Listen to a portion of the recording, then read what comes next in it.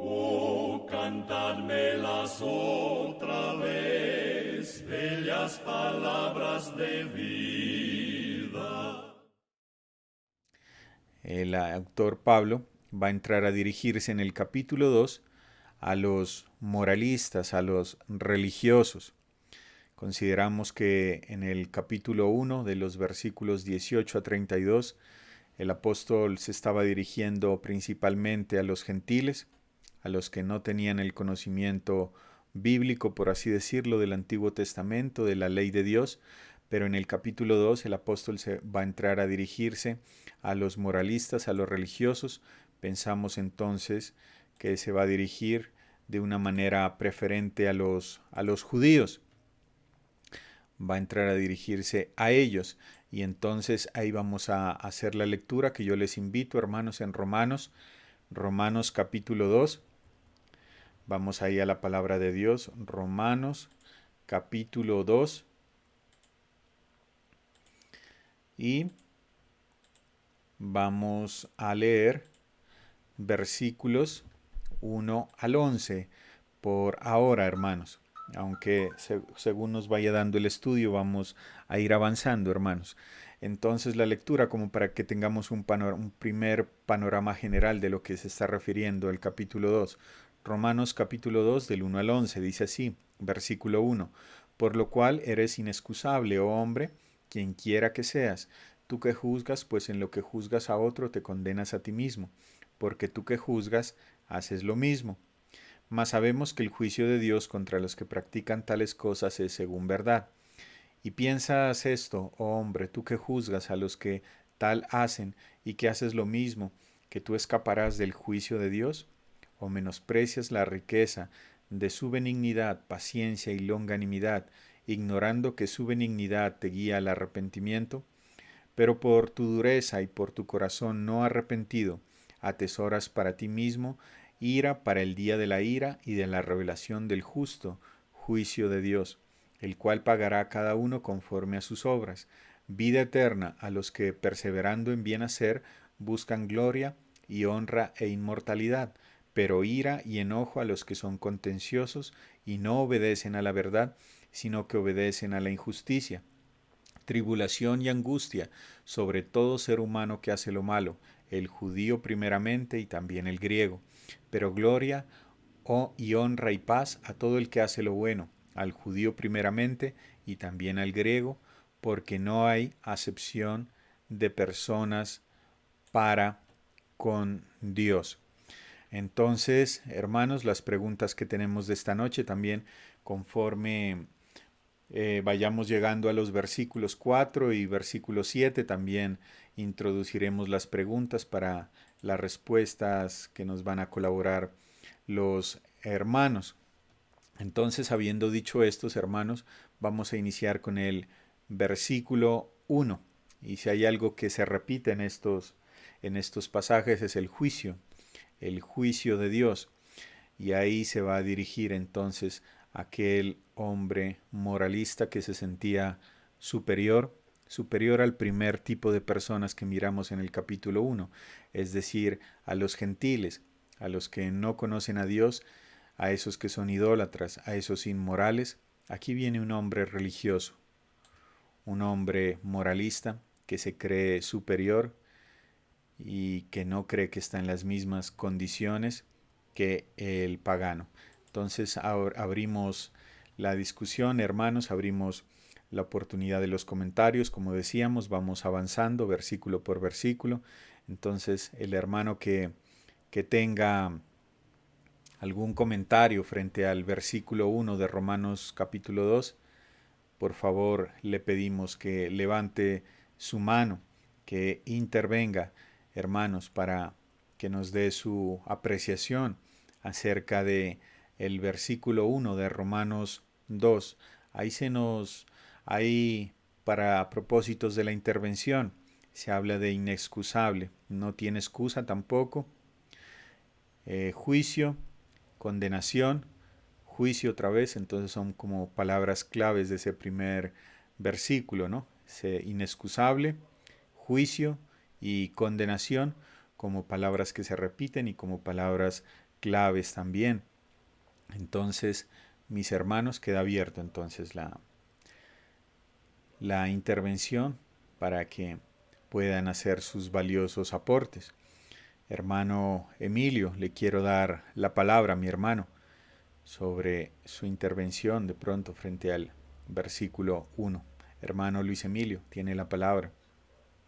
Muchas gracias, mi querido hermano. Bueno, ya el gran apóstol ha tratado con un grupo de personas, como son los paganos gentiles, aquellos que nunca han escuchado el Evangelio, pero que sí han tenido una revelación de Dios a través de la creación. Pero ellos no han querido vivir según esa luz que han tenido de Dios, sino que se apartaron para seguir la idolatría. Y eso trajo como consecuencia la inmoralidad y todo ese listado de pecados que vemos en el contexto inmediato anterior, desde el 24 hasta el 32. ¿Qué conclusión hay hasta allí? Bueno, los paganos gentiles están condenados, no son salvos. Y ahora se comienza con otro grupo de personas. Ya lo decía usted, mi querido hermano Jimmy, los moralistas. Primero definamos qué es el moral. La moral es la ciencia que enseña las reglas que deben seguirse para hacer el bien y evitar el mal. El moralista es el que enseña, el que escribe en cuanto a la moral. Entonces, definidas estas cosas, el versículo 1 nos dice: por lo cual eres inexcusable, hombre, quien quiera que seas, tú que juzgas, pues en lo que juzgas a otro, te condenas a ti mismo, porque tú que juzgas haces lo mismo. Ahora trata entonces con este grupo de personas, los paganos, gentiles, moralistas. Ellos pretenden ser muy rectos en sí mismos y se piensan con la autoridad de criticar y de juzgar a los paganos, a los gentiles que tienen una conducta reprochable. Pero el problema está en que ellos pretenden tener una conducta ejemplar, pero cometen los mismos pecados que los demás. Por eso dice: eres inexcusable, hombre, quien quiera que tú seas, que juzgas a otro. Entonces, ahí está el problema para estos moralistas. El moralista no es una persona salva. El religioso no es una persona salva. Está delante de Dios en la misma condición que cualquier otra persona que no ha creído en el Señor. Ahora, estos moralistas entonces están bajo condenación porque ellos no han creído en nuestro Señor Jesucristo. ¿Y qué pasa entonces con ellos? Bueno, viene el juicio para ellos, ¿no? En el versículo 2 dice: más sabemos que el juicio de Dios contra los que practican tales cosas es según verdad. El juicio de Dios, ya nos decía el versículo 18 del capítulo 1, que la ira de Dios se revela desde el cielo contra toda impiedad e injusticia de los hombres que detienen con injusticia la verdad. Entonces, el juicio de Dios para los que practican tales cosas es según verdad. Nuestro Señor Jesucristo dijo: yo soy la verdad. Verdad es todo aspecto, todo asunto que Dios dice. Entonces, el juicio de Dios es según verdad. El juicio no es una amenaza humana. tal vez de los predicadores del Evangelio o algo así por el estilo, no. El juicio es verídico, viene de parte de Dios, es lo que vemos en este versículo 2. El versículo 3 dice, y piensas esto, oh hombre, tú que juzgas a los que tal hacen, y haces lo mismo, que tú escaparás del juicio de Dios. Él se cree, pues, con gran rectitud, moralista, y los demás sí son culpables. Pero aquí la pregunta es una gran pregunta, y piensas, hombre, tú que juzgas a otros, piensas que escaparás del juicio de Dios haciendo tú lo mismo que los demás. O sea que el juicio para los moralistas, paganos, gentiles, el juicio es ineludible. El juicio no se deja esperar. Ellos no pueden escapar del juicio de Dios, según este versículo 3. Y el versículo 4 dice, o menosprecias las riquezas de su benignidad, paciencia y longanimidad, ignorando que su benignidad te guía al arrepentimiento. El juicio de Dios, por la misma gracia de Él, muchas veces se posterga. O ignoráis, dice, ¿no? Las riquezas de su benignidad, de la bondad de Dios, de esa generosidad común para con todos los hombres, de su paciencia, se contiene de traer juicio inmediato, su largura de ánimo, su longanimidad. ¿Cuánto tiempo espera y espera el Señor a que el hombre se vuelva de su mal camino? Se posterga muchas veces el juicio.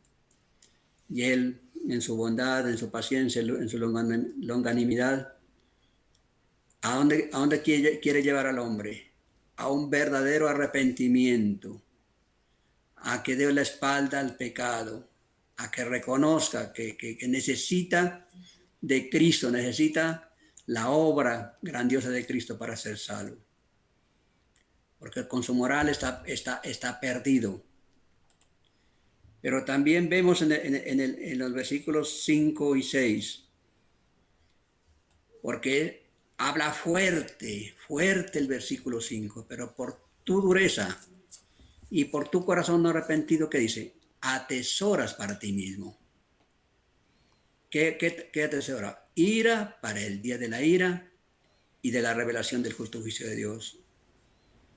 El moralista, que es un pecador como cualquiera, entre más se detiene y que entre más posterga su arrepentimiento, entre más posterga su salvación, ¿qué está haciendo? Está como ahorrando, está guardando como en una alcancía. Pero qué ahorro tan cruel. Ira para el día de la ira. Para aquel día de cuando tenga que presentarse ante el juicio del gran trono blanco. Y el verso 6 dice que Dios pagará según sus obras. Bien importante esto. Nosotros somos salvos por la fe en Cristo, por la fe en aquel que murió, fue sepultado y resucitó. Pero el juicio para los inconversos, el juicio para los moralistas en este caso, paganos, gentiles, ¿cómo será el nivel? ¿Cómo será el grado de condenación para ellos? También según sus obras. Es posible que algunos no cometan los pecados de otros. Entonces, esa va a ser la forma de graduar el nivel, según, digamos, las malas obras que hacen ellos los moralistas. Entonces, mi querido hermano, has hecho un vistazo así rápido al versículo 6 y le doy el espacio a otro hermanito. Vale, hermano Luis Emilio, gracias por su intervención. Y entonces ahí tenemos el capítulo 2 y como en el versículo 1 se nos presentan precisamente, como ya lo decía el hermano, el otro tipo de personas, que es el moralista, y el moralista generalmente es religioso, ¿no? Ya sea judío, sea gentil, pero es un hombre religioso que dice seguir a Dios, que dice creer en Dios, que dice obedecerle. Y en ese sentido, él piensa que el malo es precisamente el que tiene una conducta pública, así como miraban los judíos precisamente a las demás personas, como miraban a los samaritanos, como miraron a aquella mujer que decían esta mujer es una mujer pecadora, era una prostituta. Ellos miraban los pecados públicos, ¿no? El inmoral, el que lo es en la conducta pública, la prostituta, el ladrón, el homicida. Y entonces cuando el religioso se mira a sí mismo y se compara con los demás y dice, yo no he robado, yo no he matado, yo no he sido infiel, yo no he cometido adulterio ni fornicación. Entonces a sus propios ojos él como que se siente superior, pero no sabe las palabras de nuestro Señor Jesucristo que tal vez se mencionaban, ¿no? No hace falta hacer la conducta como tal, sino tener la motivación, tener la intención en el corazón. Cualquiera que mira a una mujer para codiciarla, dice el Señor, ya adulteró en su corazón. Entonces, ahí está incluso para el religioso, ya cayó en eso. Puede decir, yo no he robado. ¿Será cierto eso? Que nunca ha robado. Tal vez algunos dicen, no, tal vez algo sencillo, un pan, una moneda, algo sin valor, pero eso no es robar. Pero a los ojos del Señor no se trata del valor, de la cuantía, sino del acto mismo de robar o de la intención. También puede decir, no, yo no he matado nunca a nadie, pero el que odia a su hermano, dijo el Señor, ya es un homicida, o sea que ya va en tres cayendo el religioso, el moralista. Lo que bien hablaba el hermano Emilio, lo que trata el autor Pablo a través del Evangelio, es poner de presente que tanto el gentil, que no, que solo conoce la creación, que no tiene un conocimiento mayor de Dios, el religioso que cree que conoce a Dios, pero en realidad no le agrada, está en la misma condición. El moralista, el gentil y el judío están en la misma condición delante de Dios y todos estos tres tipos de personas necesitan el Evangelio del Señor Jesucristo. Le doy la palabra a la familia Moncayo, que ha alzado la mano en primer lugar. No sé si es Camilo o es el hermano Fabio, pero les pido que activen su micrófono y se dirijan, hermanos.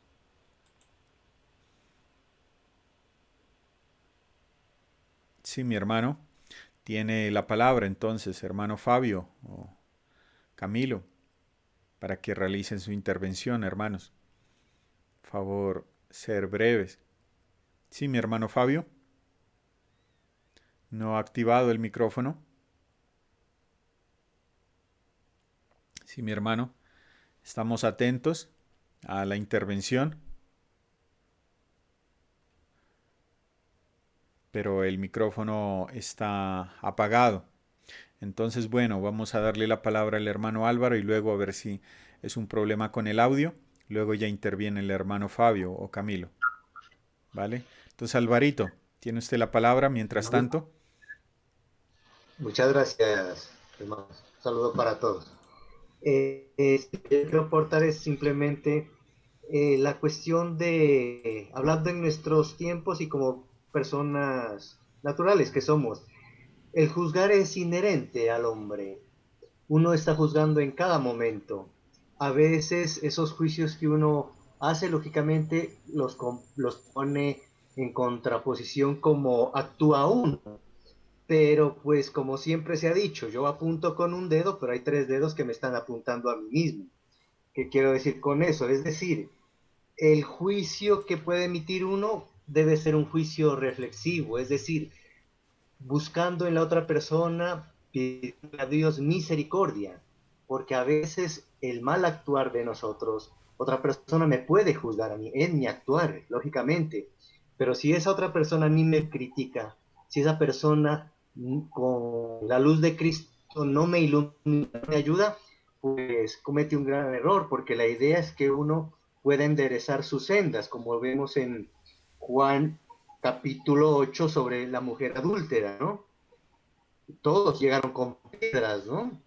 Para tirar contra ella, pero en un determinado momento el Señor en el versículo 10 dice, enderezándose Jesús y no viendo a nadie sino a la mujer le dijo, mujer, ¿dónde están los que te acusaban? ¿Ninguno te condenó? Ella dijo, ninguno, Señor.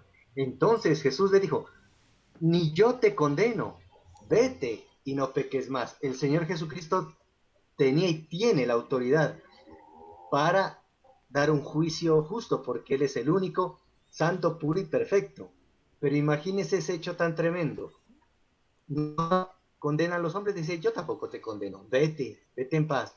Pero el irse, hay una recomendación, no vuelvas a pecar. Nosotros juzgamos el pecado, nos juzgan por el pecado, pero gracias a la luz de Cristo es que a través de su palabra nosotros intentamos de andar lo más recto posible, intentando seguir las pisadas de nuestro Maestro, es decir, siguiendo el ejemplo de Cristo. Ese es el parámetro nuestro para el cristiano. No es fácil, lógicamente, pero poco a poco, siguiendo, involucrándonos en su palabra, esa es la lámpara que ilumina nuestro camino, pues y evitar de juzgar, y si me juzga, no juzgo, pues que sea a la luz de Cristo y darle a la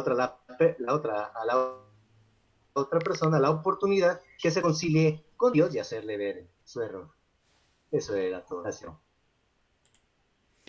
Gracias, hermano Alvarito, por la intervención. Y entonces no sé si, bueno, eh, el hermano Moncayo ya arregló el audio de pronto, hermano, para que pueda hacer su intervención, porque usted había levantado la mano. Entonces le Mm, damos la palabra, hermano. sí, hermano, buenas noches. ¿Me escuchan? Sí, señor, correcto. Sí, aquí un pequeño problema de energía, pero queriendo participar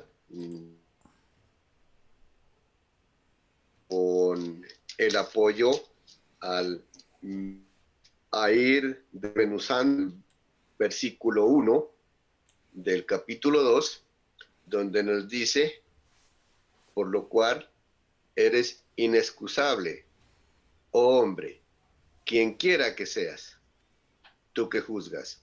Pues en lo que juzgas a otro, te condenas a ti mismo, porque tú que juzgas y no, no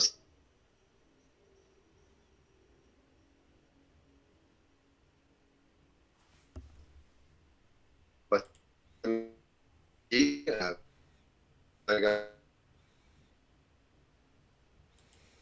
Mi hermano, nosotros estamos escuchando entrecortado, disculpe. esta posición y es en el libro de Lucas, capítulo,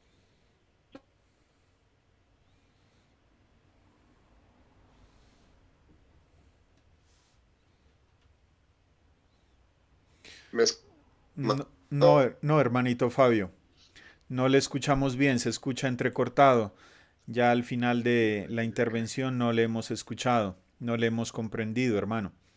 Parece que es una situación con el internet, hermano. Qué pena.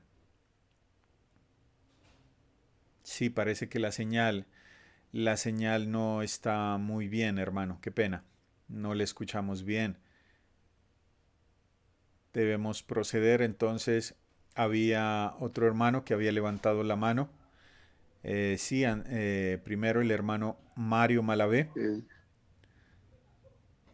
Mi hermano Moncayo, disculpe, ¿qué tal el audio?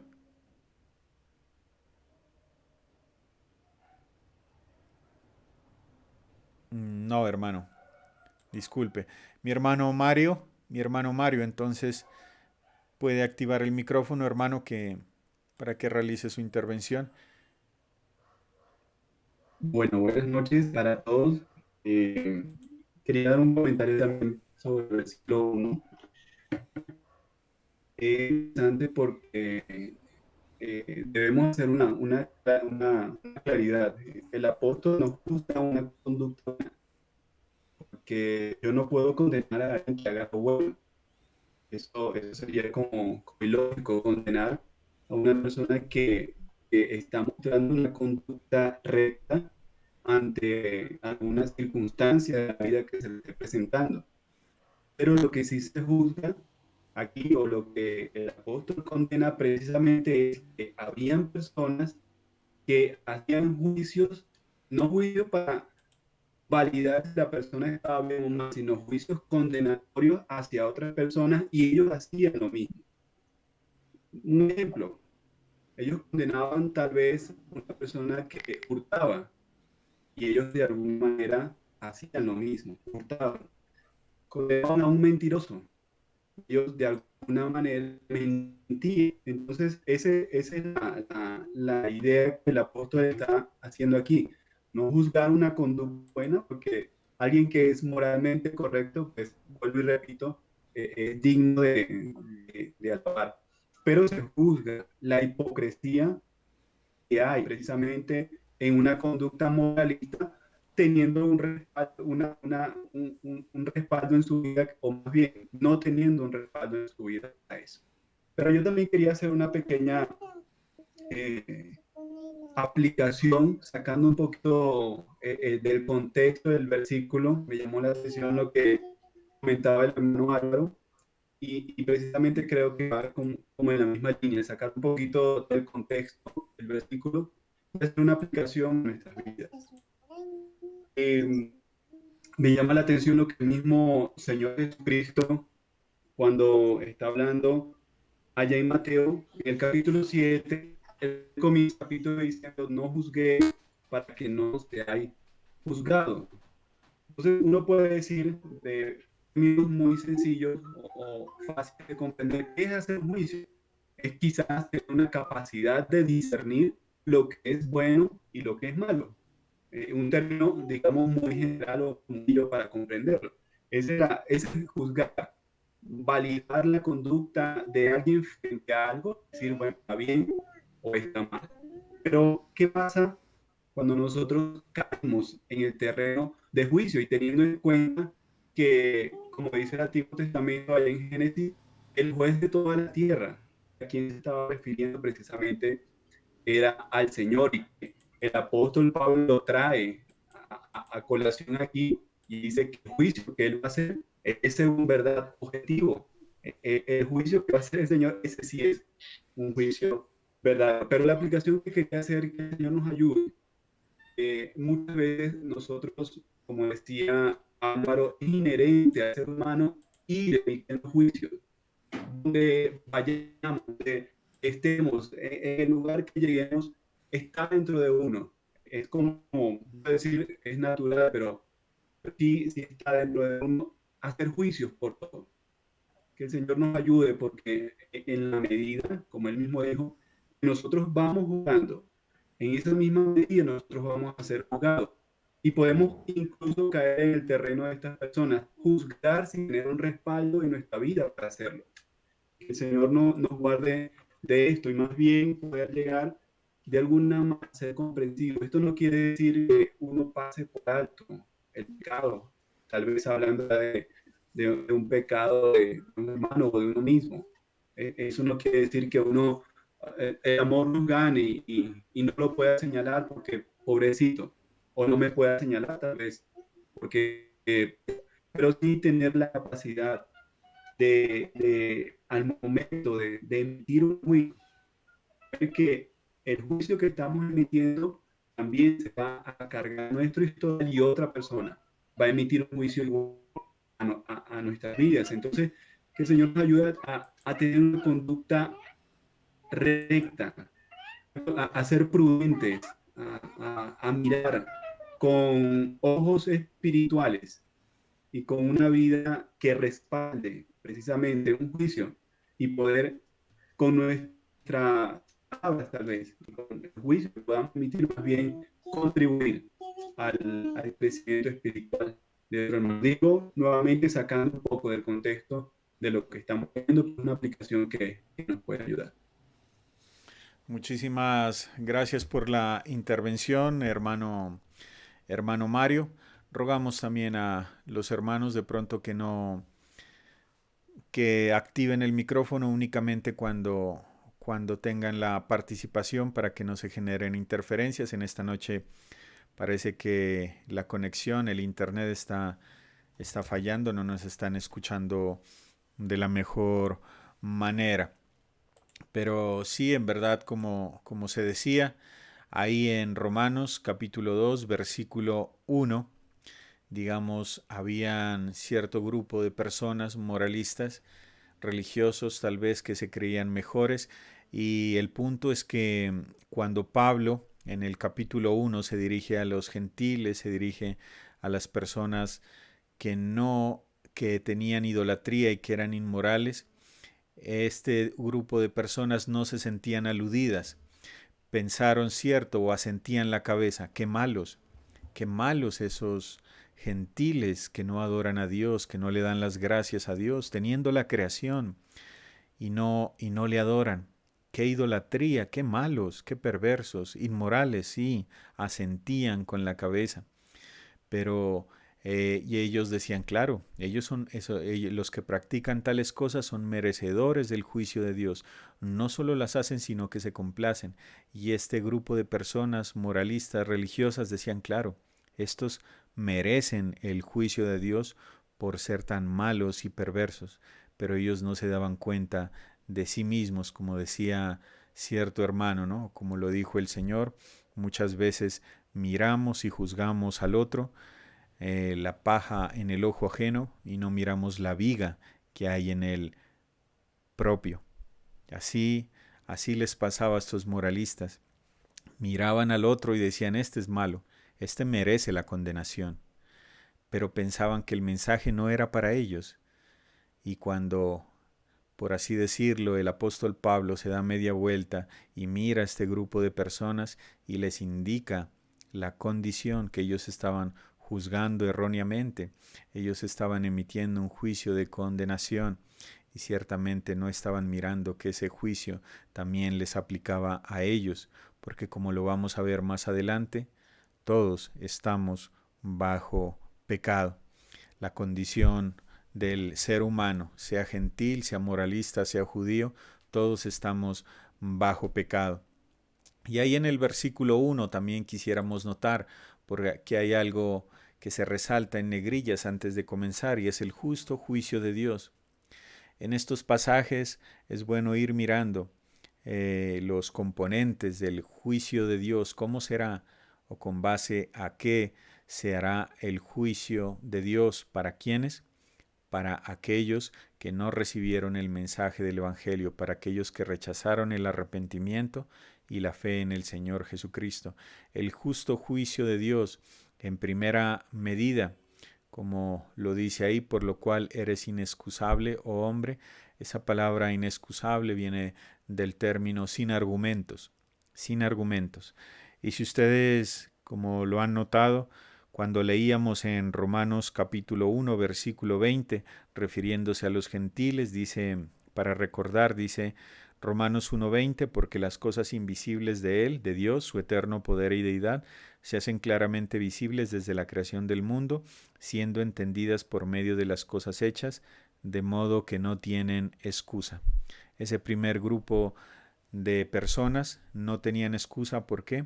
Debido al conocimiento que tenían en la creación. Estos moralistas también tienen un conocimiento, así que el juicio de Dios en primera medida se hará con base al conocimiento que la persona tenga. El primer grupo de personas de Romanos 1, el conocimiento de la creación y de la conciencia, pero acá estos ya tienen el conocimiento más allá tal vez de la creación y de la conciencia, la palabra de Dios. La palabra de Dios, entonces el juicio en el gran trono blanco en primera medida será de acuerdo al conocimiento que la persona tiene. Entonces le doy la palabra también a mi hermano. No sé si se pudo solucionar la cuestión del audio, mi hermano Moncayo, hermano Fabio. Le doy la palabra. Hermano, buenas noches. Buenas noches, hermano. Ahí sí se oye mejor. Sí, le escuchamos mejor.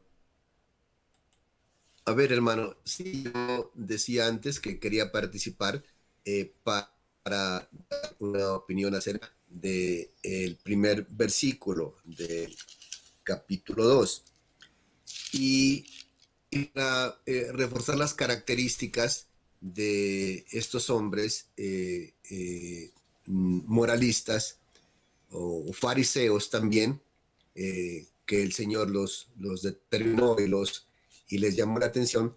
Ahí en el capítulo 18 del libro de Lucas, podríamos ver un momentico para ver estas características. En el capítulo 18 del libro de Lucas, en el versículo 10, nos dice la palabra de Dios: dos hombres subieron al templo, uno era fariseo y el otro publicano. El fariseo puesto en pie. Ahí podemos ver una de las primeras características de los moralistas fariseos: el orgullo, ¿sí? Puesto en pie, como tratando de sobresalir, ¿sí? No sabemos la palabra del Señor, no nos dice cuántas personas más había en este lugar, simplemente nos da la distinción de estos dos para sacar el contraste. Dice, puesto en pie, y su la situación de su oración. Oraba consigo mismo, ¿sí? Porque precisamente el orgullo es el punto inicial de lo que fue el pecado, ¿sí? Satanás, lleno de orgullo, quiso ser igual a Dios. Ese fue ahora que se está hablando en este virus, el epicentro de todo, allí radica el pecado, ¿sí? En el orgullo. Y dice, Dios, te doy gracias porque no soy como los otros hombres. Su pensamiento contrario a lo que dice el Espíritu Santo. Dice, oh, hombre, quien quiera que seas tú, ¿sí? Moralistas, fariseos, los publicanos, ¿sí? Pero él al publicano lo coloca en la última condición, como lo más vil, como lo más bajo, porque menciona otro tipo de personas, dice, porque no soy como los hombres en general, ¿sí? Ladrones, injustos, adúlteros, ni aún como este publicano. Quería decir que el publicano tenía muchos más defectos que los otros hombres, y obviamente de los cuales él estaba exento, según vemos allí. Dice, ayuno 2 veces a la semana, doy diezmos de todo lo que gano. ¿Sí? El orgullo lleno, ¿sí? En estos moralistas que muchas veces la palabra de Dios dice querían estar de primeros en las sinagogas. Más el publicano, estando lejos, ¿sí? Ahí podemos ver un gesto de humildad, ¿sí? No quería ni aún alzar los ojos al cielo, ¿sí? Si aún no quería alzar los ojos al cielo, menos tenía desde su lugar de anonimato hablar de Dios, ¿sí? Sino que golpeaba el pecho diciendo, Dios se propició a mi pecador, ¿sí? Y por la condición de todos los hombres es que el Señor Jesucristo vino, ¿sí? No solamente por los fariseos, por los moralistas, por la nación judía, por el pueblo gentil, por los que aún no nacían cuando vino el Señor Jesucristo, por todos ellos vino el Señor. Y solamente con este punto quería participar, ¿sí? Dando el enfoque de que todos los que actúan de esta manera, mirando, no mirando como nos dice la palabra, como mirando en el espejo que nos refleja lo mal que estamos, lo desacomodados que estamos, sino mirando hacia otros lugares, tratando de permanecer como exentos de todo lo que ellos también son. Así quería participar, hermano. Muchísimas gracias, hermano Fabio, por su aporte, por su participación y por habernos puesto de presente un caso típico, por así decirlo, de dos tipos de personas, ¿no? El publicano y el fariseo que se siente, se cree mejor persona precisamente y no ha mirado en su propia condición de pecado. Le doy la palabra a mi hermano Richard, que también ha levantado la mano. Mi hermano Richard, entonces tiene usted la palabra, mi hermano, para que active el micrófono. Hermano Richard, lo escuchamos. Bueno, hermanos, digamos, nuestro hermano Luis Emilio ya nos había adelantado que este capítulo 2 el apóstol Pablo habla de otro grupo, ¿no? Que vemos que son los moralistas. Ellos eran con una pretensión de rectitud, pero en sí hablaba de estos moralistas, sean judíos o gentiles, ¿sí? Porque habla en el versículo, nos dice tribulación, angustia sobre todo ser humano que hace lo malo, el judío primeramente y también el griego. El griego aquí nos habla de un gentil.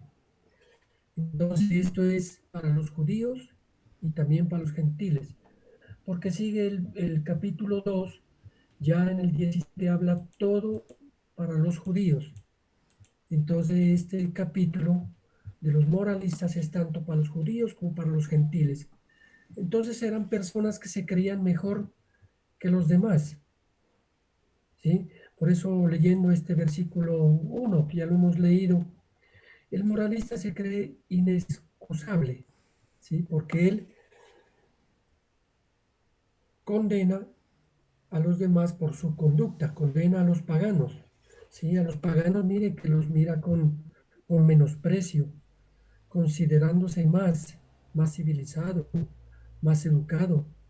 Y sí, refiriéndose con sus actitudes, mire que hace lo mismo que los demás. O sea que es un arrogante, con su actitud, es una persona arrogante. Y por su conducta piensa que ser bueno lo lleva al cielo, piensa que porque no maté, bueno, que por muchas razones que colocan por esta conducta piensan que el Señor lo llevará al cielo. Bueno, entonces ellos así piensan que el juicio no va sobre él. Mire que ellos ven faltas en otros más rápidamente que en sí mismos. Las miran, al mismo se dan cuenta de las faltas de otro, pero no miran las suyas. Pues las cosas ofensivas, los pecados, en la vida de otros, les parecen bien. En la vida de ellos les parece bien respetables sus faltas. Entonces, hermano, con esto nos lleva a pensar la que leyó mi hermano Fabio. Yo también venía pensando en esta misma parábola del fariseo y el publicano, ¿sí? Y nos habló bien clarito el hermano Fabio sobre esta parábola, ¿sí? Porque dice el versículo, el 18:11, nos dice, el fariseo puesto en pie oraba consigo mismo, Dios te cree que no soy como los otros hombres. Y ahí colocan unos pecados, podríamos decir, ladrones, injustos, adúlteros. Y todas estas cosas, el, el fariseo pensaba que él era un hombre íntegro, un hombre moralista íntegramente.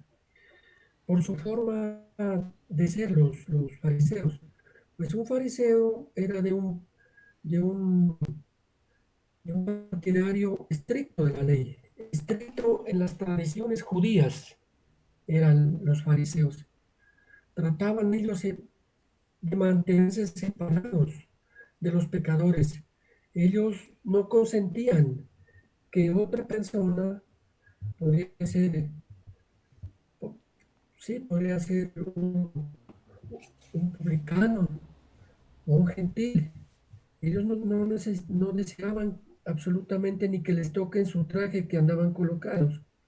Entonces, mire que el Señor Jesucristo los trató como sepulcros semejantes, dice, a sepulcros blanqueados. Y esta es una tremenda comparación, porque mire que como son un sepulcro, por fuera un sepulcro es bien bonito, le colocan flores, bien pintado y todo, ¿sí?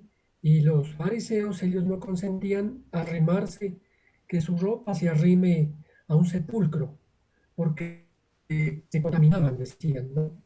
Entonces, mire, el Señor Jesucristo los comparó con unos sepulcros blanqueados, por fuera bien bonitos, pero por dentro una podredumbre. Pues también se podía hablar de aquí en esta parábola del publicano. El publicano cobraba impuestos para los romanos y cobraba más de lo debido para quedarse con el resto ellos, sí, cobraban más de lo debido a las personas. Y este publicano eran personas de estrato alto y tenían sus mensajeros que ellos mismos también iban a cobrar, pero ellos eran los que se quedaban con su dinero, ¿sí? Pero esta parábola, mire que es un gran ejemplo de un moralista, ¿sí? Y de uno que se arrepintió de su pecado. Pero es un ejemplo de contraste entre el orgullo y la humildad.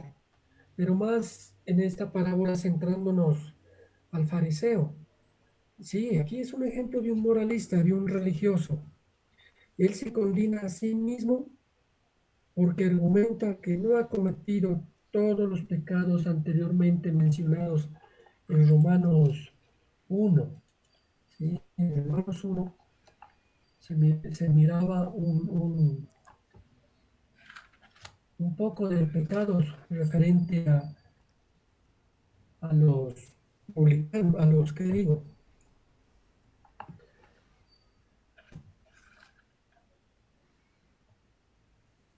¿me escucha, hermanos? A los paganos, ¿sí escucha? Sí, sí, señor, te escuchamos.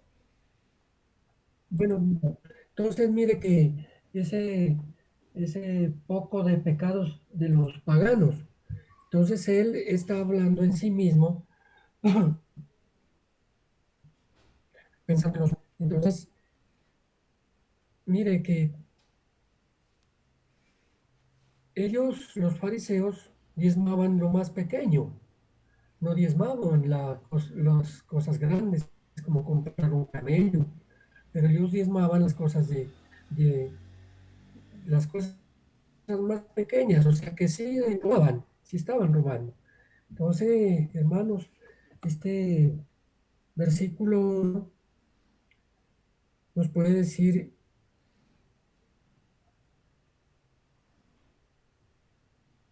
el no ser creyente es igual que un pagano. Él es capaz, estos hombres son capaces de cometer moralista los mismos pecados de un pagano. Es capaz de cometer todos, como dice en Santiago 2:10, les leo. Porque cualquiera que guarde toda la ley, pero ofendiere a un punto, se hace culpable de todos. Entonces, mire que estos hombres quebrantaban, quebrantaban la ley, o sea que eran culpables de todos los pecados anteriormente mencionados en Romanos 1. Entonces, con todo esto, hermanos, el hombre sin Cristo tiene sobre sí mismo la ira de Dios. Claramente lo dice en Juan 3:36. ¿Sí? Juan 3:36 es muy clarito. Entonces, mira, hermanos, que encontramos a un publicano y también podríamos tener como para nosotros.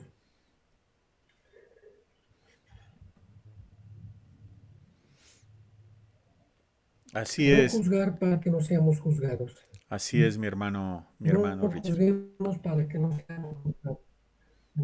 O sea que, hermanos, no miremos la paja en el ojo ajeno. Entonces, eso es lo que les quería comentar, hermanos. Gracias, gracias mi hermano Richard. Y como bien lo he dicho, tres, por lo menos ya vamos mirando en lo que se ha dicho, tres características del hombre moralista. Se fija en la paja del ojo ajeno y no mira la viga propia. Se siente superior a, a los demás y también piensa, según lo que dice en el versículo 3, que él no es merecedor del juicio de Dios, que él no merece ir al infierno, que al final Dios mirará sus limosnas, sus buenas obras y al final llegará al cielo. Es lo que piensa el moralista, que escapará al juicio de Dios. Y en el versículo 4, también ya lo había abordado estos versículos el hermano Luis Emilio, menosprecia tres atributos del Señor que lo guían al arrepentimiento, y en ese sentido abordamos la pregunta, una de las preguntas de esta noche. La otra no la vamos a abordar por el tiempo, pero el moralista dice que menosprecia las riquezas. Yo quisiera el apoyo de los hermanos. Tal vez alguien consultó sobre en qué consiste la benignidad, la palabra que ahí se tradujo paciencia, y la longanimidad. Porque eso menosprecia o tiene en poco el moralista. Ignora que es a través de esos atributos que el Señor lo motiva a cambiar la manera de pensar, es decir, al arrepentimiento. Entonces no sé, hermanos, si hay alguno que haya investigado sobre especialmente la longanimidad. Yo creo que hay más dificultad ahí, pero los otros conceptos, benignidad, paciencia, de pronto algún hermano haya investigado acerca de estos conceptos, puede alzar la mano. Apreciados hermanos, estamos en el tiempo ya de contestar la pregunta, y una había sido que en qué consiste la longanimidad, ¿no? Y ahí Álvaro Ramos, le damos la palabra a mi hermano Álvaro para que active el micrófono. Sí, Gracias. hermano. Ujú. Sí, yo consulté sobre la longanimidad, una definición en un diccionario expositivo del Antiguo Testamento y del Nuevo Testamento. Dice, proviene griego macrotumía, longanimidad, paciencia, macros, largo, tumus, temperamento. Entonces prácticamente se define la longanimidad como una paciencia sin límites, hermano. Gracias. Gracias, hermano Alvarito. Muchísimas gracias. Y entonces sí, él nos ha introducido. Gracias damos por este concepto que él ha investigado. Entonces, algo que además hace el moralista es menospreciar, dice, las riquezas, ¿no? Benignidad, por si alguien no lo tiene de pronto claro, se refiere a bondad. Y muchos han dicho que esa benignidad o esa bondad se refiere a la gracia general, a la gracia común, refieren algunos. ¿Cuál es esa gracia común? ¿Cómo podemos ver ejemplos de la gracia común, de esa bondad de Dios para todos los grupos de personas, sean gentiles, moralistas o judíos? Quisiera que me acompañen. La primera está en Mateo capítulo 5, versículo 45. Mateo 5:45, como para entender el concepto de la benignidad de Dios, la bondad, la gracia común. Mateo 5:45 dice así, el Señor hablando en el contexto de amar a los enemigos, contrario a la enseñanza de la parte legal. Dice Mateo 5:45, dice palabras del Señor, para que seáis hijos de vuestro Padre que está en los cielos, que hace salir su sol sobre malos y buenos, y que hace llover sobre justos e injustos. Ahí tenemos, ¿no? Ese primer ejemplo de la gracia común, de la bondad de Dios que se da A todas las personas, sean creyentes o no sean creyentes, el Señor hace salir su sol sobre malos y buenos, sobre justos e injustos. Y avanzando en Hechos capítulo 14, Pablo y Bernabé, en su evangelización en Listra, les querían adorar como a dioses, ¿cierto? A ellos. Y entonces el apóstol Pablo, ahí en Hechos capítulo 14, versículo 17, o dice, desde el 16 leamos. Desde el 16, Hechos 14, 16. En las edades pasadas él ha dejado a todas las gentes andar en sus propios caminos. Si bien Dios no se dejó a sí mismo sin testimonio, haciendo bien, ahí está la bondad, dándonos lluvias del cielo y tiempos fructíferos, llenando de sustento y de alegría nuestros corazones. Ahí podemos ver la benignidad de Dios que hace llover en los terrenos, en los campos del creyente y del que no es creyente, que le da prosperidad al creyente y al inconverso. Sale de ese corazón bondadoso de nuestro Dios para con todos los hombres.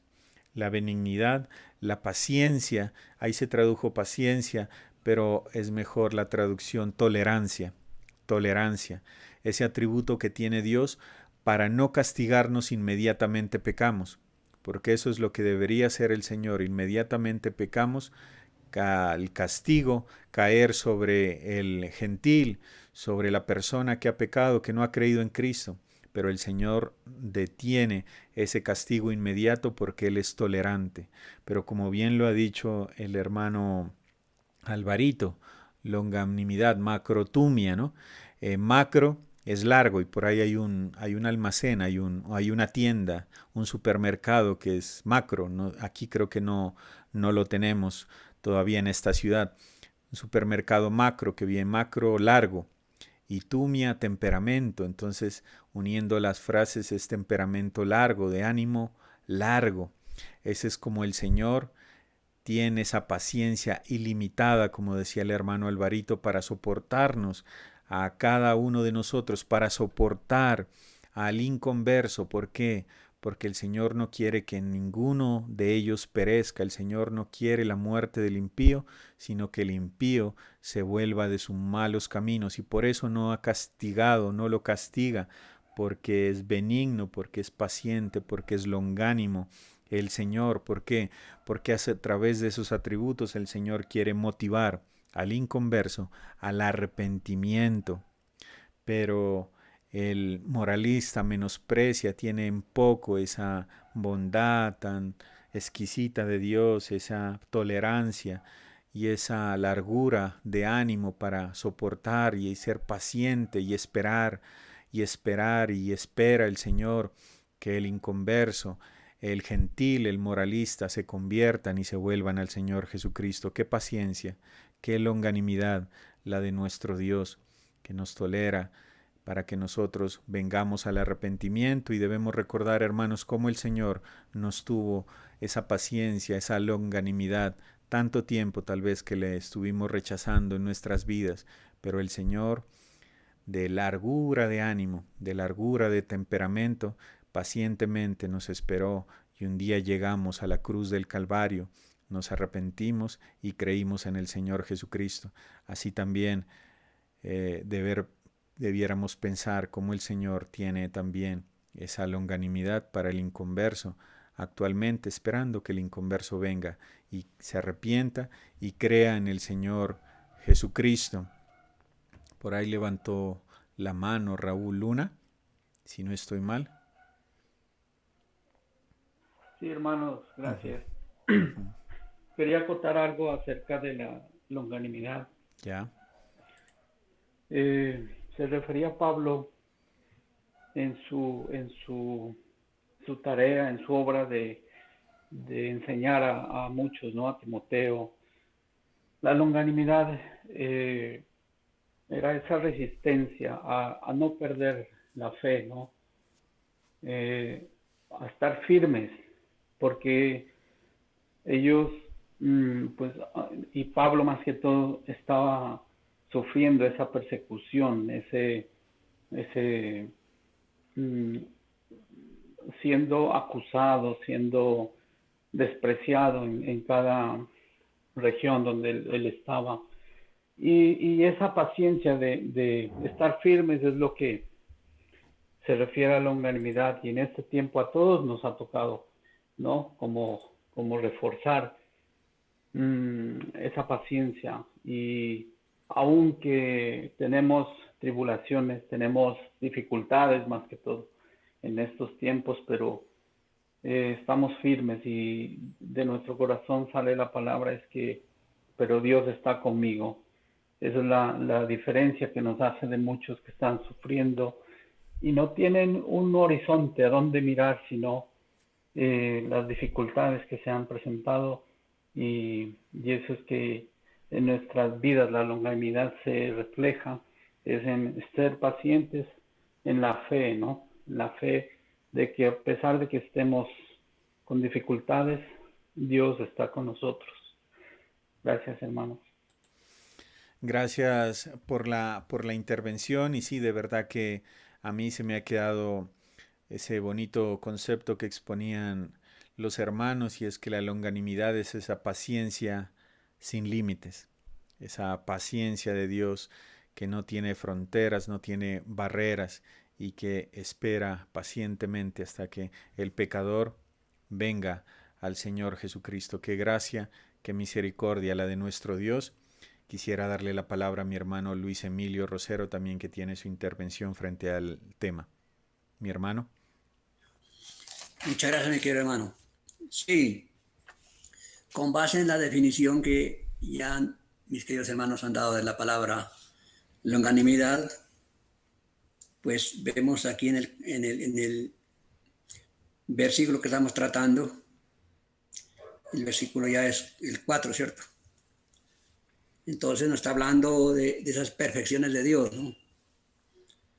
Su benignidad.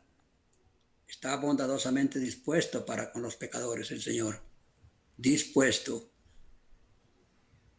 Pero no con sus pecados.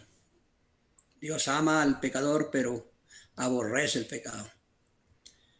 Pero también nos habla de su paciencia, ¿no? Otra perfección. El Señor en su paciencia hace retención del juicio sobre el pecado y la rebelión del hombre. Cuando uno se pone a pensar la cantidad y la gravedad del pecado en toda la humanidad, uno piensa y dice, qué paciencia la del Señor. Pero también la longanimidad es su asombrosa largura de ánimo, como ya lo han dicho ustedes, mis queridos hermanos. Su refrenamiento a pesar de la incesante provocación del hombre. Ahí sí hay largura de ánimo. ¿Cuánto tiempo el Señor espera y espera al pecador para que se arrepiente y se convierta? Ahora, en una aplicación para nosotros, pues también sabemos de que la benignidad y la paciencia es parte del fruto del Espíritu Santo en la persona. Ahí está amor, gozo, paz, paciencia, benignidad, bondad, fe, templanza, ¿no? Son nueve perfecciones también.